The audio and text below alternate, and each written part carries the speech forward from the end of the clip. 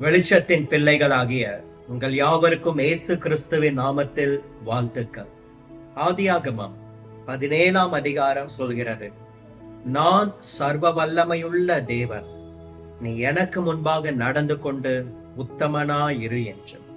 அன்றைக்கும் ஆபிரகாமினிடத்தில் தம்முடைய நாமத்தை வெளிப்படுத்தினவர் இன்றைக்கும் உங்களுக்கு தம்முடைய நாமத்தை மீண்டும் ஒரு விசை நினைப்பூட்டுகிறார். அவருடைய நாமம் சர்வ வல்லமையுள்ள தேவன் என்பது. இன்றைக்கும் பிரியமானவர்களே, அந்த சர்வ வல்லமையுள்ள தேவன் உங்களுடைய வாழ்க்கையிலே வல்லமையுள்ள காரியங்களை நடப்பிக்க போகிறார்.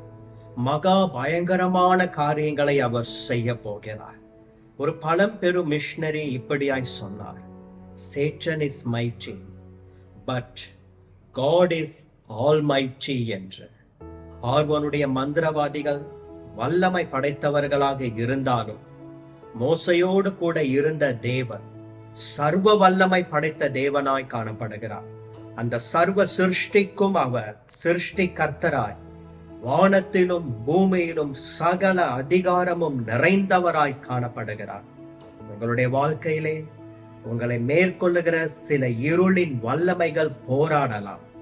அவைகளின் நடுவிலே தவித்து கொண்டிருக்கிற உங்களுக்கு கர்த்தர் துணை நின்று ஆபிரகாமினிடத்தில் சொன்னது போல இன்றைக்கு உங்களுக்கு வாக்கு பண்ணுகிறார்.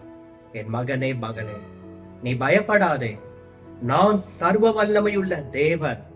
அந்த சர்வ வல்லமையுள்ள தேவன் பிசாசின் வல்லமைகளை அழிக்கும்படிக்கு வெளிப்பட்ட தேவகுமாரன் உங்களோடு கூட இருந்து இருளின் வல்லமைகளை அவர் அழித்து போடுவார்.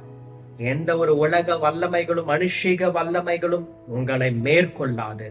ஏனெனில் உலகத்தில் இருக்கிறவனிலும் உங்களில் இருக்கிறவர் பெரியவர் என்று 1 யோவான் 4ஆம் அதிகாரம் 4ஆம் வசனத்தில் வாசிக்கிறோம். வெளிச்சத்தின் பிள்ளைகளாகிய உங்கள் ஒவ்வொருவரோடும் சர்வ வல்லமை படைத்த தேவன் சதா காலமும் கூட இருந்து உங்களை பாதுகாத்து ஆசீர்வதித்து நடத்துவாராக. God bless you. Amen. Amen.